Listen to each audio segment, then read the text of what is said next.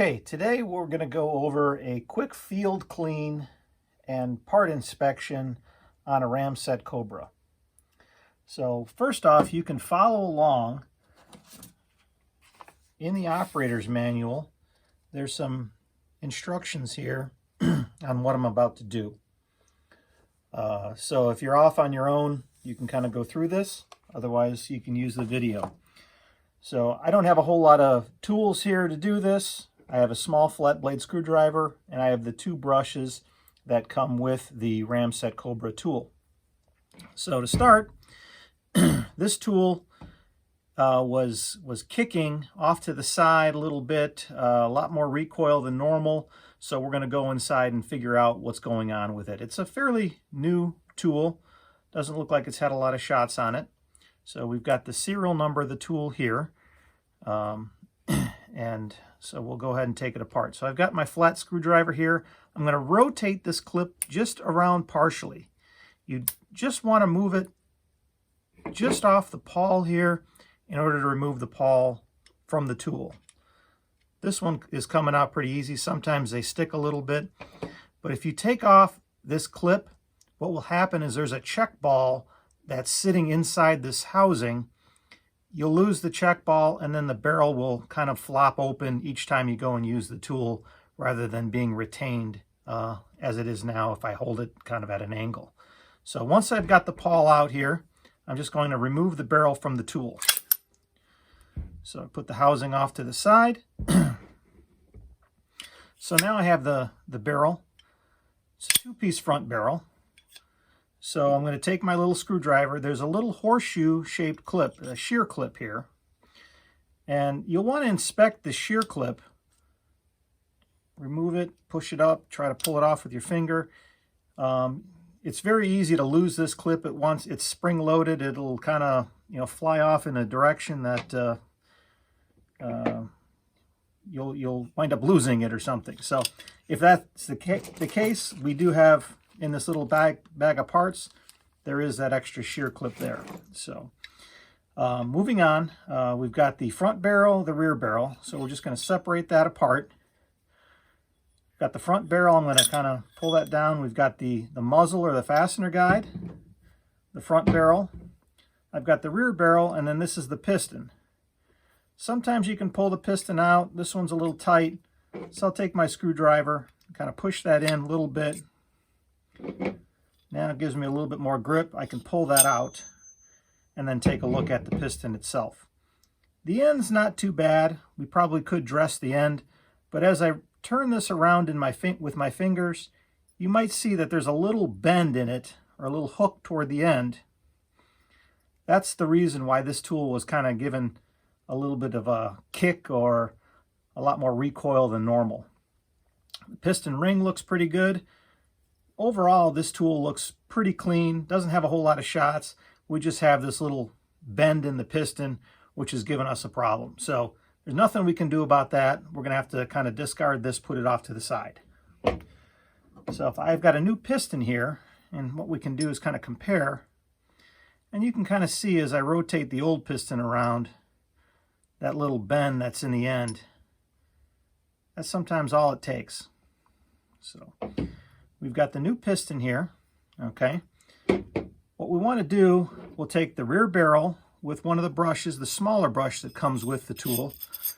We're going to just kind of, run the brush up through just to remove any residue. This tool is very, very clean, looks almost new, so we're not going to get a whole lot of stuff out of that. We'll take the larger brush and do that to the front barrel. We can kind of rotate that through. Again, this is fairly clean. We're not going to get a lot of stuff out. I'm going to take that brush down the inside of the tool here. Take that out. And then the other thing I like to do is take the little screwdriver here. These things, a lot of times you can get them free at trade shows. They're free handouts. If you got to buy one with a nice small, flat, narrow blade to it. I'll take this flat blade and I'll kind of take it down the strip tracks and scrape those off. A lot of powder residue collects in these areas, but again, since this tool is fairly new, we're not going to find that. So, tool's fairly clean. So now what we can do is put it back together. So I've got my new piston here. You can see the end looks very, very nice. Got the ring and everything on there. If I compare it, I've got some other pistons here. I can show you here a little bit. These are worn, older pistons. The tips on these, they're chipped a little bit, but they're not too bad. They don't have very big pieces of material taken out of them. We could probably dress this with a grinder and then put that little angled chamfer in the end and probably get, you know, another 1,000 or so shots out of these. So the one thing I notice about this piston here is there's a discoloration here where it would hit the end of the fastener guide or muzzle. This tells me that the tool's been overdriven before. That little area here, discoloration. So we may want to address that with the end user.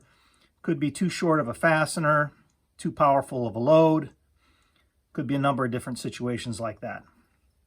So I've got my new piston here and my clean rear barrel. I'm just going to put this in. Push it back all the way. Should go in pretty tight.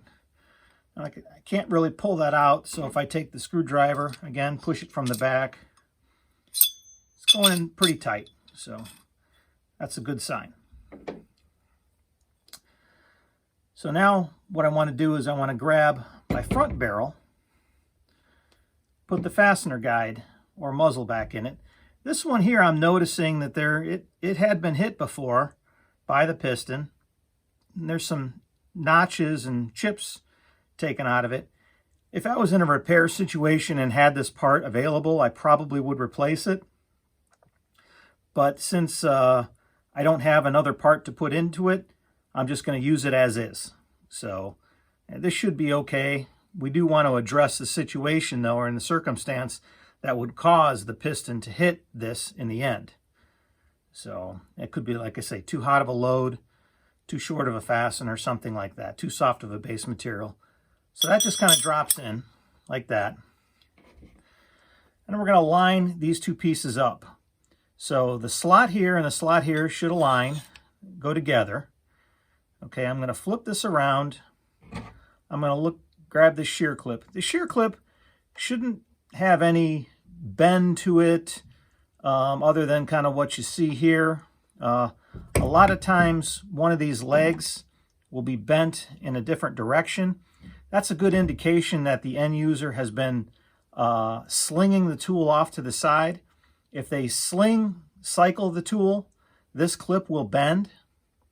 But like I mentioned, there's a replacement inside the little bag that typically is in the box of Cobra Tool parts. So I'm going to put this back in. You want to be sure it's on this side and not covering up the slot. So put that in, kind of wiggle this a little bit to kind of get it in place. It's in place, that's what holds that in place. So when it's in the tool, this pawl is going to slide up and down this slot to return the piston when you go and cycle the tool. So now I grab my tool body. I notice there's that little ball bearing that's down in here. That prevents the tool, like I say, from flopping open. So I'm going to line this slot up when I put it into the housing. Should slide right in there fairly easy. I'm going to take the pawl, okay, and drop this in place. What I like to do is open up the barrel. That will kind of pull this pawl forward and make it a little easier for me to slide this clip around. So sometimes you need a screwdriver, sometimes you can rotate this clip around with just your finger. Yeah, this one's not too bad. Slide it around. We've got it locked in place. Close the barrel. And then always we want to do a function check. Sounds good. Everything seems to be fine. And so that's the front end of a Cobra tool, kind of a field strip and clean and fairly simple operation.